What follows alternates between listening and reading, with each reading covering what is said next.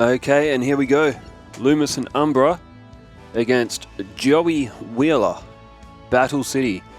We didn't get to see much of Lumis and Umbra because they got knocked out in the first round of the Battle City Cup, so hopefully in this duel we get to see their deck in action a little bit. Alright, over to rock, paper, scissors. And Lumis and Umbra win, and they elect to go first. So who do you pick out of these two? I think, truthfully, I think Joey's deck is going to attack and hit a bit harder. Because Lumis and Umbra prefer to use these trap cards and these spell cards to kind of, you know, manipulate their opponent more than what they like to physically attack. Alright, Bazoo the Soul Eater comes to the field in attack mode. And there we go. And turn change to Joey. So Lumis and Umbra have picked up Mask of Brutality and also Mask of Restrict. Mask of Restrict will stop you from being able to tribute monsters, which can be a very double-sided effect. Okay, Rocket Warrior came to the field. Bazoo is stronger, but Lumis and Umbra decide to use Spellbinding Circle to halt it in its tracks.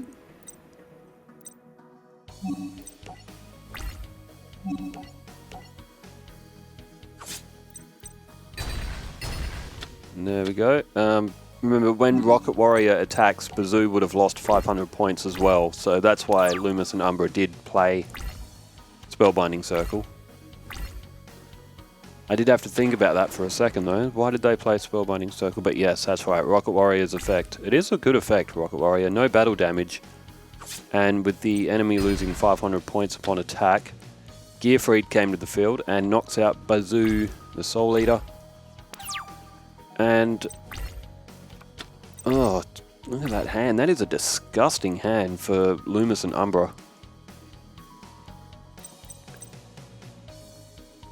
And Spellbinding Circle wouldn't even work against Gearfried because it will sort of like act as an equip card, and anything that's equipped to Gearfried is destroyed. Alright, Masaki the Legendary Swordsman comes to the field. Oh, and there's Lightning Blade. That'll put it to 1900. Good card, Lightning Blade. It was in the Warrior Structure deck that came out in like 2005 as well. Had Guildford the Legend in it, I think, as well.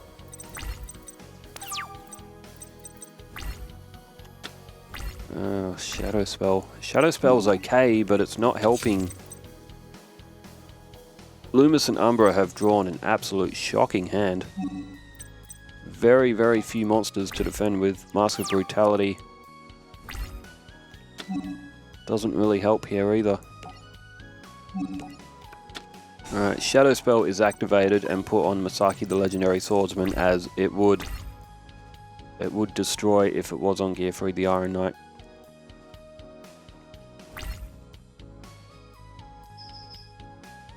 Alright, Gearfried attacks, that's 1800 off. Masaki the Legendary Swordsman's back to 1200, but Lumis and Umbra really need to draw. Oh my word.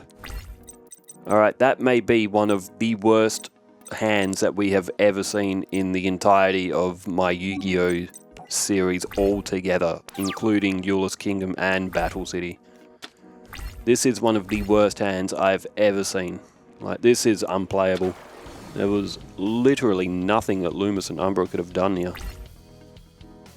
And Joey is going to pick up a disappointing first win. I had so much hope and so much promise that Lumis and Umbra would actually be able to get us a good match. Alright, we do still have, it is a best of 3, so we will get another match here. So we'll go from Joey's perspective this time. Hopefully this time, maybe Lumis and Umbra can actually draw something.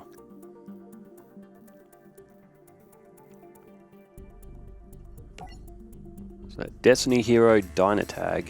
I am very keen to make a Destiny Hero deck at some point. I think a Destiny Hero deck would really give us some good matches.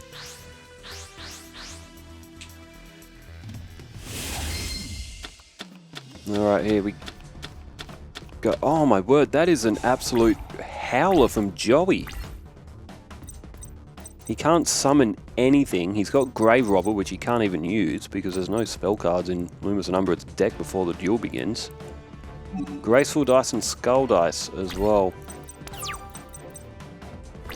Joey just elects to pass his opening turn.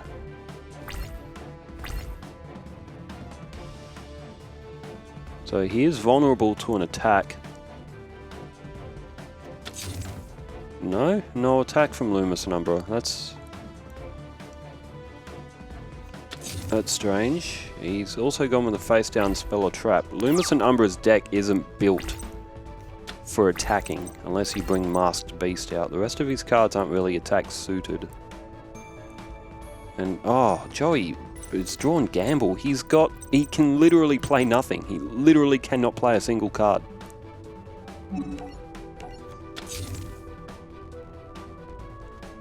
I mean, these two decks follow their anime decks pretty well. And just because the anime decks did so well doesn't mean they do well in the real world. Which we will probably see with some of these Battle City. As we saw with Duelist Kingdom, sometimes the anime decks, they just don't perform well in the real world. Oh, that's why he played in defense. It was just a mega slight. It's only 900 attack. But Bazuza Soul Eater has come back again for another round. 1600 and now 900 off, so that will leave Joey with 5500. And oh my word, what an absolute stinker hand from Joey. Oh, you're kidding me.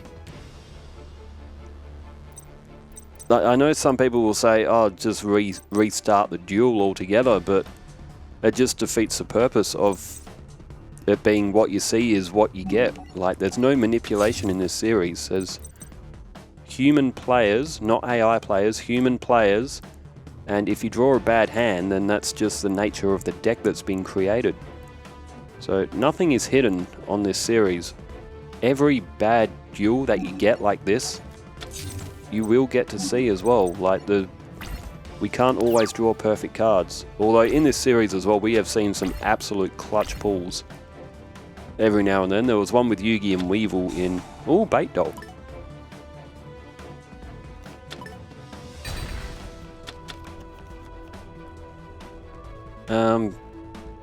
We saw an absolute clutch draw when Yugi pulled Blackluster Soldier against Weevil in the Duelist Kingdom seasons. Alright, Bazuda's Soul Eater attacks and Megarus Light will also chime in. Joey is down to just 3,000 points already. I'll tell you what, Lumis and Umbra and Joey are not giving us the dual quality that Arcana and Odeon gave us.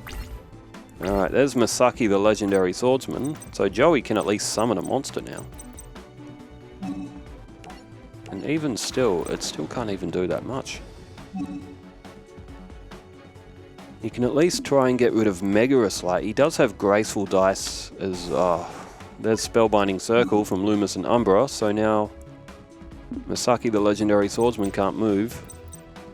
Oh, he had Skull Dice as well. I guess that's what he was waiting for. He's just played Graceful Dice. He can play them together.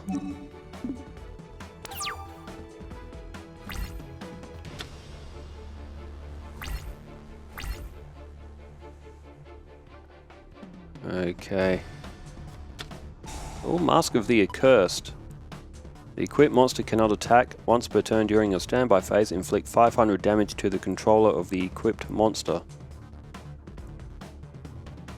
Why would you play that now, though?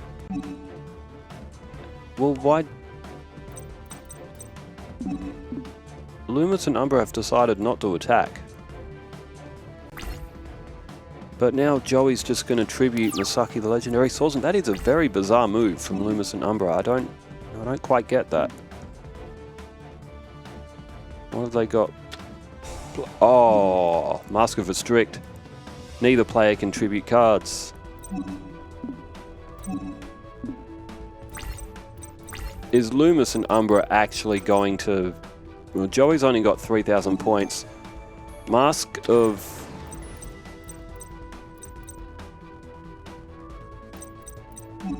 Oh, that's brutal. So Joey's just played Little Wingard now. Masaki can't attack or...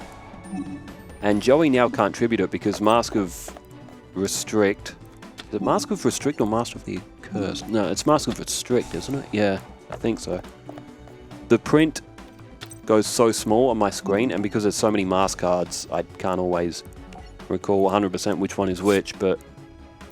Alright, Little Wingard gets rid of Bazoo. Joey has got a massive amount of life points to make up, as well as just to get back in this duel. And now that he can't tribute, he can't get Masaki off of the field. He could draw Flame Manipulator and then activate... No, he can't, because wouldn't that be a tribute? You can't tribute monsters as long as that Mask of Restrict is on the field.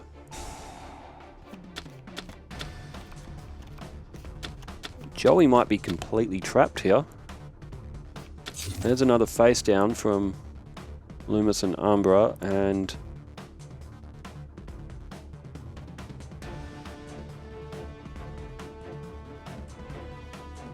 bit of a thought process. Mask of Brutality is equipped to Little Wingard, so it raises attack by 1,000 and it lowers defense by 1,000. So Little Wingard lost 1,000 defense, and now Mega-Slide at just a 900 attack has managed to defeat it. That is, to be fair, that is a very clever play from Lumis and Umbra. They could have attacked, but they chose not to, and this is just... How does Joey get out of this? This is an absolutely brutal situation that Joey is in. He can't tribute. He can't get rid of Masaki the Legendary Swordsman. He can't do anything with it. And Mask of the Accursed is going to keep sapping 500 life points every time Lumis and Umbra go to their standby phase. There's another face down defense. Lumis and Umbra, they're not even putting Mega-Slide in defense mode. They're just leaving it and going, okay, Joey, here's your situation. You figure it out. This is absolutely brutal.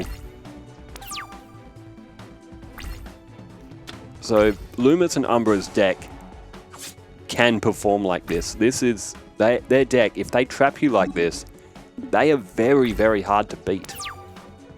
But they have to draw the exact perfect cards, and, well, Joey is not drawing anything that can help him. He does have a Remove Trap in his deck, and he does have a Dispel and all that, but there goes Mask of the Accursed again. Another 500 points, so Joey has no choice but to just sit there and watch his life points run out. That is brutal beyond words of a way to duel. Alright, Masked Sorcerer comes to the field. When this card inflicts battle damage, you get to draw one card. And Joey's got Kunai with Chain, but he can't play any monsters, and he can't attack. He can't do anything. He can't tribute. Okay, there's Guardian of the Labyrinth for what good it does now.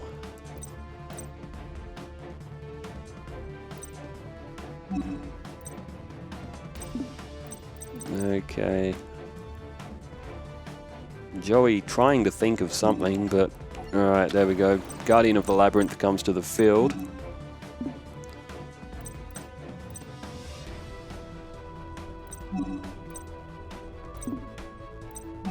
And Joey activates Kunai with Chain. He will probably equip that to Guardian of the Labyrinth.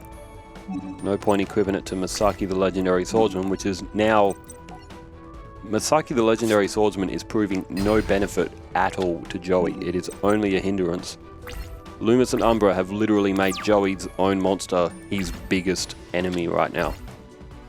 Alright, Mask of the Accursed takes another 500 points. Joey has one turn to get rid of that card or do something. There's Melkid the Four-Faced Beast.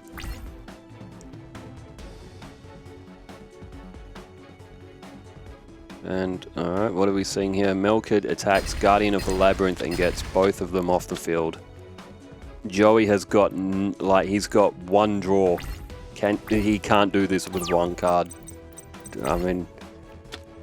Oh, it's Guildford the Lightning as well. Such a cool card, a 2800 attack. And it's also got a really good effect as well. You can use 3 tributes and then it will destroy cards on the field. But, oh man, that is absolutely brutal. Joey has run out of life points. Lumis and Umbra have literally just sat there after springing their trap and basically just sat there and just watched Joey run out of life points. Alright, so we do have a 1-1 score. Let's flip to Lumis and Umbra, and hopefully we get...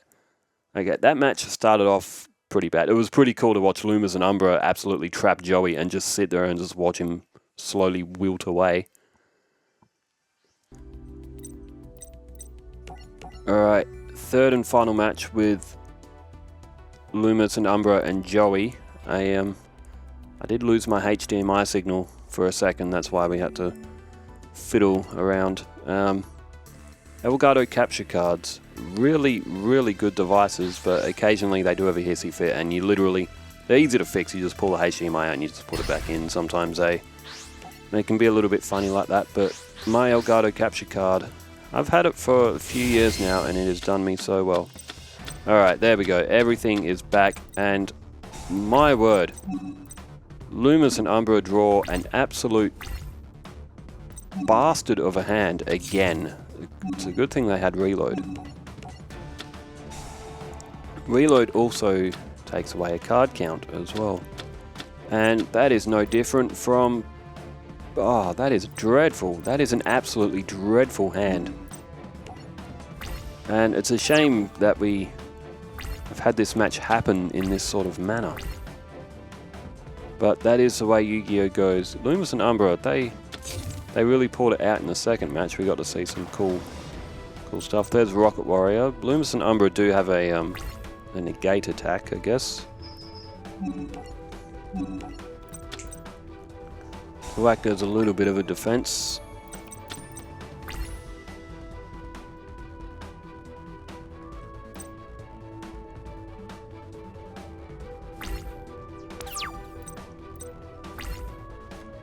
Okay. Alright, Grand Tiki Elder is drawn. Bait Doll. Force its activation of a trap card.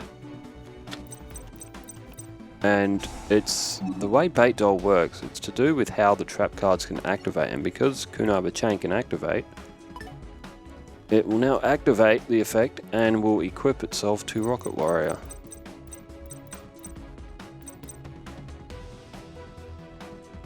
That's the card, Mask of the Accursed. That's a card that Lumis and Umbra used in the last duel. They get rid of Grand Tiki Elder with the effect of Dark Core to get rid of Rocket Warrior. Now, Mask of the Accursed, you want to play that at the right time. The fact that it's the only card in Lumis and Umbra's hand. Joey has played 2 face-down spell and traps, 3 face-down spell and traps. It's gone straight to his end phase. Has he drawn another crap hand as well? This has been... Oh, there's Masked Sorcerer. If that inflicts battle damage, Lumis and Umbra can draw another card. It's... Oh man, these two have been drawing... Both of them have like agreed before the duel. Let's draw the worst possible hands and see who wins. That's what this duel has been.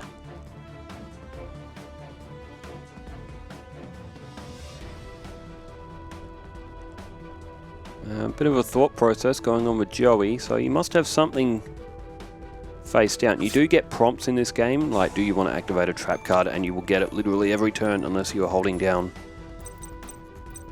You can hold down B to bypass it, but as it is with all Yu-Gi-Oh games, you do get those prompt messages pop up. D-Spell is activated. Sword and Shield are destroyed. So D-Spell was drawn due to the effect of Masked Sorcerer, and of all the cards for Lumis and Umbra to draw to try and gain some more advantage, they get a D-Spell. The card that does not help them in this situation, there's Gearfried the Iron Knight. We did see him in the first duel as well. And Masked Sorcerer looks like it is about to be destroyed.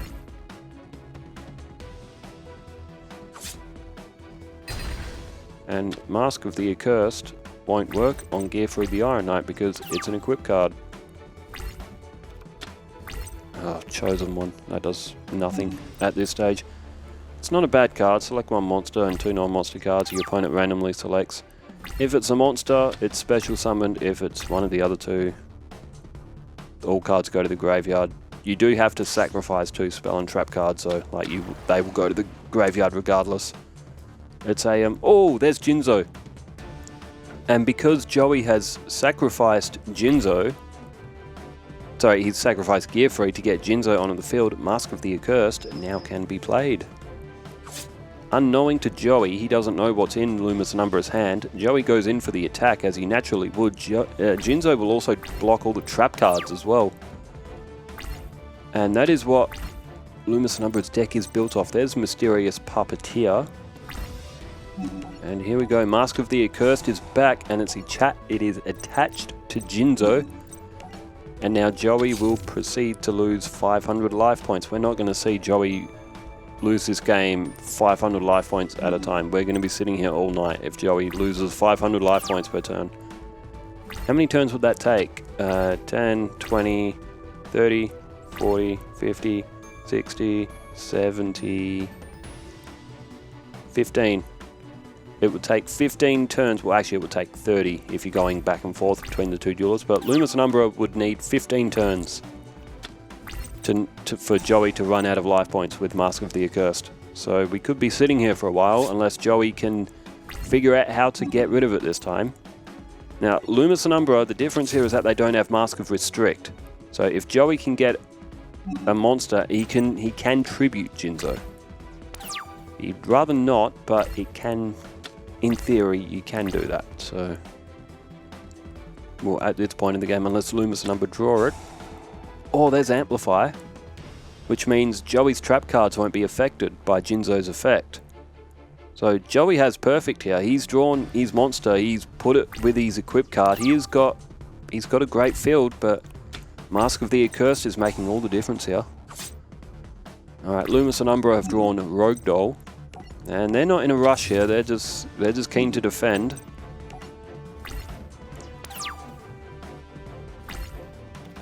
Maybe a better move from Lumis and Umbra here was to flip up Mysterious Puppeteer and summon all the monsters face up to gain that 500 life point buffer, but oh, there we go, Jinzo's been tributed. Maybe it's a good thing Lumis and Umbra did have a defense after all. Mask of the Accursed is gone, Garuzzi's comes to the field, and Lumis and Umbra have got jack shit in their hand. It's going to be tough. Very, very tough for Lumis and Umbra to come back from here. Mysterious Puppeteer is gone. Joey, he only lost 1,000 points from Mask of the Accursed.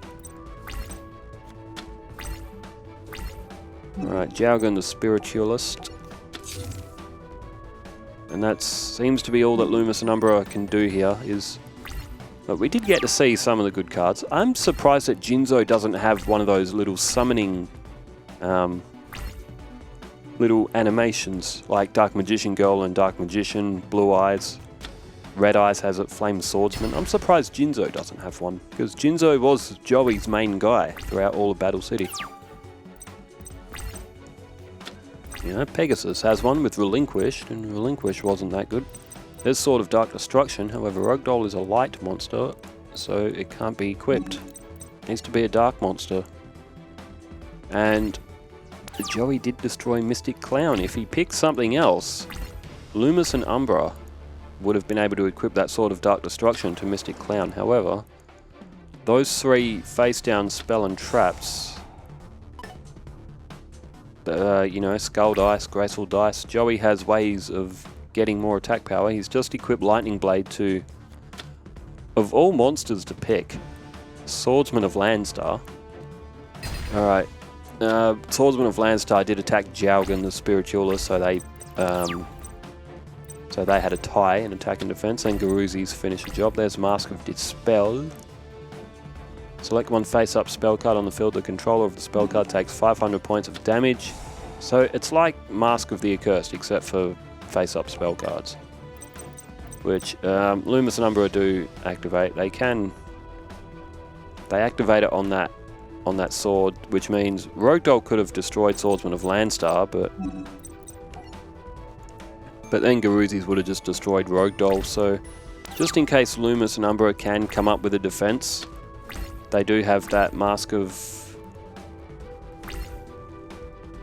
Oh, I don't know what the magic one's called. I know I just called it out, but I wasn't really looking at it. Okay, Swordsman of Landstar attacks. Lumis and Umbra, they can mount a defense, and I mean Joey could tribute Swordsman of Landstar anyway to get rid of it. There's Mask of Restrict. Mask of Dispel. That's what it's called. Down goes Mask of Restrict, but it does very little difference here. Either way, it doesn't matter how Joey would have played this. He would have ended up with Rogue Doll. Sorry, Lumis and Umbra. It doesn't matter how Lumis and Umbra would have played this. They would have lost their Rogue Doll either way. And Joey now, Masaki the Legendary Swordsman comes to the field. He has enough attack power now to wipe out Lumis and Umbra's life points. Mask of Restrict, as powerful as it is, can't do anything in this situation. There's Graceful Dice just for the hell of it. So Joey, oh, and he rolls a 6 as well. Joey had Graceful Dice as an extra set of defense there as well. And it looks like that will do it. 2400 from Garuzi's Swordsman of Landstar. And there it is. It's all over. Joey is defeated. Sorry, Lumis and Umbra are defeated. Maybe I need to lay down for a little bit. I keep getting them mixed up. Oh, the duel. It was interesting. Both players repeatedly drawing the worst possible hand they could have. But they did give us a bit of a show in that second duel at least. So hopefully Lumis and Umbra can fully display the power of their deck going in through the season. Let's pull up the season chart and let's have a look at who's playing next. Alright, so Yugi defeated Weevil yesterday. Joey just beat Lumis and Umbra. Now we've got Odeon and Bakura. It has to almost be guaranteed, given Odeon's Battle City Cup performance, that we're going to see a good match between Odeon and Bakura. Both of those players have decks that are so tactically brilliant. Bakura could play Final Destiny. He could play Destiny Board as well. Should be a good match. Anyway, I've had enough for one day. You've probably heard me talk for long enough. This was a fairly long duel as well. Thanks all for tuning in. I'll be back at it again tomorrow with more Yu-Gi-Oh! Duels. Wherever you are in the world, stay safe, take care, farewell.